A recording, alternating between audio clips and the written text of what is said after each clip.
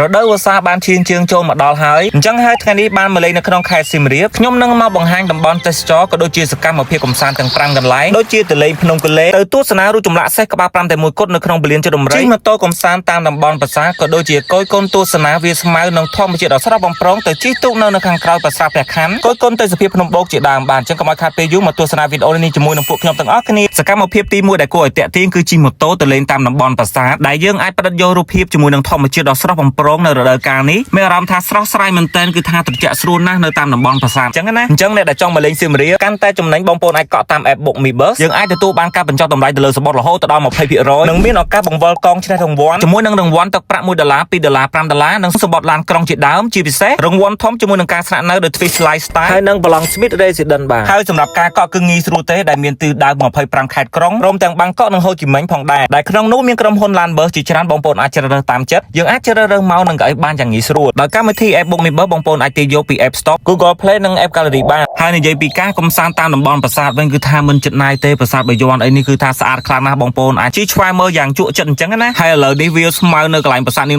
12វិញបងប្អូនអើយបាននៅកន្លែងពលានជដំរីអីជាដើមណាពេញពណ៌បេតុងស្រស់តែម្ដងអញ្ចឹងបានមកដល់ពលានជដំរីហើយបងប្អូនកុំភ្លេចចូលលេងកន្លែងព្រះពន្លាស្រែកកំឡុងដែលមានរូបចម្លាក់ក្បាច់ក្បូរស្អាតផុសចេញពីជញ្ជាំងដូចជារូបចម្លាក់ដំរី3000ហើយសម្រាប់ប្រឡោះកន្លែងមួយនេះខ្ញុំជឿថាមិនសូវជាមានបងប្អូនស្គាល់ប្រមាណទេយើងអាចចុះទៅដល់ខាងក្រោមនឹងយើងនឹងឃើញរូបចម្លាក់សេះក្បាល5ដ៏អស្ចារ្យតែមួយគត់របស់ខ្មែរដែលកសាងឡើងក្នុងរាជការព្រះបាទជ័យវរ្ម័នទី7ហើយរូបចម្លាក់នេះមើលមកផ្លែទៅដូចពាក់មកកត់ល្ខោនចឹងបងប្អូនចំណែកខាងនេះវិញមានច្រកតូចមួយដែលបងប្អូនអាចចូលទៅបានបាទហើយតាមជញ្ជាំងដូនតាបុព្វបុរសយើងបានឆ្លាក់ជារូបដំរីផុសចេញមកគឺថាស្អាតខ្លាំងណាស់ខ្ញុំមកលេងកន្លែងនេះច្រើនដងដែរបាទនៅពលានជដំរីហ្នឹងប៉ុន្តែអត់ដែលដឹងថាមានកន្លែងមួយនេះសោះបងប្អូនទៅតែដឹងបាទហើយចូលមកដល់គឺថាអស្ចារ្យមែនដោយទីតាំងកន្លែងមិញហ្នឹងគឺនៅជាប់មកខាងម្នាក់នៅកន្លែងទីតាំងមួយនេះបាទដែលគេហៅថាព្រះពន្លាស្រែកកំឡុងដោយក្នុងនោះគេធ្វើជាផ្លូវរាងកវិចកវៀនចឹងទៅហើយមានរូបចម្លាក់តាមជញ្ជាំងជាច្រើនបាទពោពេញទៅដោយក្បាច់ក្បូររចនារស់រវើកគួរជាទីទស្សនាដ៏ជក់ចិត្តហើយសកម្មភាពបន្ទាប់នោះគឺខ្ញុំជិះម៉ូតូលេងទៅខាងប្រាសាទព្រះខ័នចូលទៅលេងប្រាសាទព្រះខ័នក៏ដូចជាជិះទូកអញ្ចឹងណាប៉ុន្តែមុននឹងទៅជិះទូកគឺខ្ញុំមកចូលលេងប្រាសាទព្រះខ័នសិននៅរដូវកាលនេះសៀមរាបយើងគឺថាពេញស្អាតខ្លាំងហើយទៅតាមតំបន់ប្រាសាទអីហ្នឹងក៏លេងមើលរូបចម្លាក់គ្រុឌមួយនេះគឺថាគួរឲ្យចាប់អារម្មណ៍មែនទែននៅនឹងជញ្ជាំងខាងក្រោយប្រាសាទព្រះខ័នដែលមានចំនួនរហូតដល់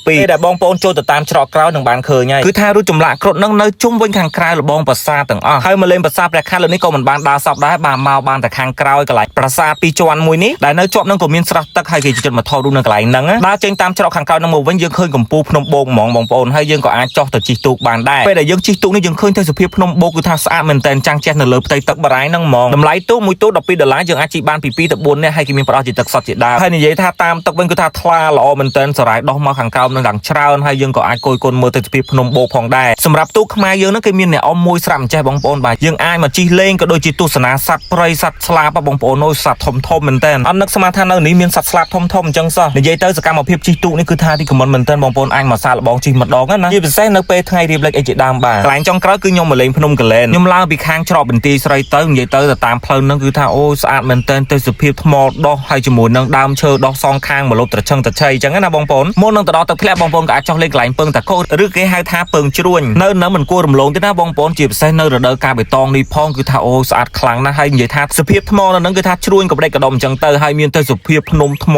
ហោះលយចេញមកបងប្អូនហើយថតនៅកន្លែងកែងហ្នឹងគឺថាស្អាតខ្លាំងមែនទែនបាទកន្លែងមួយនេះយើងអាចនិយាយបានថា1 million view ហើយគឺថាពឹងថ្មយ៉ាងធំហោះលយចេញមកខាងក្រៅចេះហ្មងភ្ញៀវបរទេសមកមិនដែលរំលងកន្លែងនេះទេហើយបើនិយាយពីសភាពផ្លូវឡើងទៅហ្នឹងកន្លែងខ្លះក៏គេចាក់បេតុងបាទកន្លែងខ្លះក៏ជាផ្លូវក្រហមសង្ឃឹមថាផ្លូវនឹងធ្វើឲ្យឆាប់ដើម្បីឲ្យមានភាពកាន់តែងាយស្រួលដល់ភ្ញៀវទេសចរទាំងក្នុងស្រុកនិងក្រៅស្រុកមកលេងនៅទីនេះភ្នំកលែនមានកន្លែងលេងច្រើនតែមកលើកនេះគឺខ្ញុំមកចោះទេបាទខ្ញុំមកលេងកន្លែងលឹង1000នៅនេះមានរូបចម្លាក់ព្រះវិស្ណុនៅនឹងបាតស្ទឹងនឹងហ្មងគឺថាអូយអស្ចារ្យមែនតើបងប្អូនក៏អាចបន្តដំណើរទៅទស្សនាកន្លែងរូងនាគ7ពណ៌ដែលមានទឹកផុសបាទហើយនិយាយថាទឹកវិញថ្លាស្អាតពណ៌ឡើងខៀវបៃតងហើយមកលើកនេះគឺខ្ញុំមកបានចោះទៅកន្លែងទឹកជ្រោះធំដែរគឺខ្ញុំមកអង្គុយញ៉ាំអីនៅនឹងកន្លែងអូផ្អងគេមានរៀបចំជាកញ្ចុះទៅតាមកូនទឹកជ្រោះដោយកន្លែងនេះទឹករាក់បាទកូនក្មេងតូចអីមកលេងបានងាយស្រួលមកលេងនៅទីនេះយើងអាចធ្វើជាម្ហូបមកខ្លួនឯងមកគេមានចង្ក្រានអាំងសាច់អីដែរបងប្អូនយើងអាចអាំងជាសាច់ជ្រូកអាំងសាច់គោអីអញ្ចឹងទៅញ៉ាំជុំគ្នាគឺថាបរិយាកាសអែមខ្លាំងនៅទីនេះមកលេងកន្លែងនេះអត់សូវមានមនុស្សច្រើនទេហើយពេលដែលបងប្អូនបានមកកុំភ្លេចដាក់កៅអី camping បែបនេះនៅក្នុងទឹកថតរូបចេញមកគឺថាអូស្អាតខ្លាំងមែនតើខ្ញុំមកលេងកន្លែងនេះលើកទី1តែមានអារម្មណ៍ថាចូលចិត្តកន្លែងនេះមែនតើអញ្ចឹងវីដេអូយើងក៏ដល់ទីបញ្ចប់ហើយនិយាយថាសម្រាប់ការធ្វើដំណើរពីភ្នំពេញមកសៀមរាបអីបងប្អូនអាចកក់តាម app Book Me Bus បានជួបគ្នានៅវីដេអូក្រោយទៀតជម្រាបលា